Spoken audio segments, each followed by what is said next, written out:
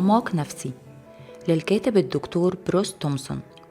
بيبتدي الكاتب الفصل ده إنه في حزقيال 13 بيوضح غضب الله على اللي بيعلنوا بفخر عن رسائل ونبوات منسوبة إلى الله لكن في الواقع مش منه. الأنبياء الكذبة سواء كانوا أشخاص أو أفكار جوانا بتشكل دايما خطر علينا، لأنها بتخلينا نبني أسوار ضعيفة حوالين نفسنا شكلها جميل من بره لكن هي في حقيقتها ضعيفة وهشة. وكتير من اللي صدقوا الأنبياء الكذبة كان رد فعلهم إنهم خافوا فبنوا سور عشان يحموا نفسهم.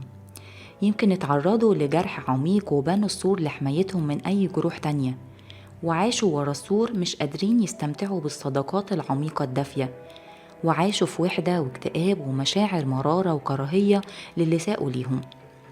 وهنا سأل الكاتب يا ترى مين هم الأنبياء الكذبة اللي ممكن نقابلهم في الحياة؟ أول نبوة كاذبة ممكن تيجي في حياتنا بتكون من الآباء، زي أنت ولد وحش ربنا مش بيحبك، أو أنت بنت غبية ومفيش فايدة فيكي. لما بيتكلموا الآباء على قدرة أولادهم ومهاراتهم وشكلهم ومستقبلهم بيقتنع أطفالهم بكل كلمة بيقولوها حرفيا، لأنهم أهم ناس في حياتهم، هم الله بالنسبة ليهم، وبياخدوا كل كلمة ليهم على إنها حق إلهي بيصدقوها وبيعيشوا بيها. فكم من العبارات القاسية والغلط ممكن تأثر سلبي على نمو الطفل النفسي وتحرمه من الحياة الطبيعية. تاني نبوة كاذبة بنقابلها في الحياة بتكون من المدرسين، وكتير من المدرسين جرحوا أطفال بسبب التعامل معاهم بالظلم أو بالعنف اللفظي أو الجسدي. تالت نبوة كاذبة بنقابلها في الحياة من الأصحاب، وخصوصا في سن المراهقة بنصدق كلامهم عن شكلنا وقدرتنا وبنتأثر بيه. رابع نبوة كاذبة بتيجي من وسائل الإعلام، ووضح الكاتب إن وسائل الإعلام من أشد الأنبياء الكذبة شر وفساد، لأنها بتوصل لكل بيت وبتنشر رسائل من الشهوة والعنف بخبث شديد. خامس نبوة بتيجي من بعض رجال الدين اللي بيتكلموا بلسان الله وهم أبعد ما يكون عن الله وكلمته. سادس نبوة كاذبة قالها الكاتب بتيجي من القلب، والكتاب المقدس بيقول لنا إن القلب أخدع من كل شيء، وكتير بنصدق القلب ونتخدع. سابع نبوة كاذبة بتيجي من إبليس، وهو أكتر الأنبياء الكذبة خداع، وليه طرق مختلفة للكذب والخداع باستخدام أشخاص أو مواقف بيخلينا نصدق أكاذيب عن نفسنا وظروفنا ونعيش بيها.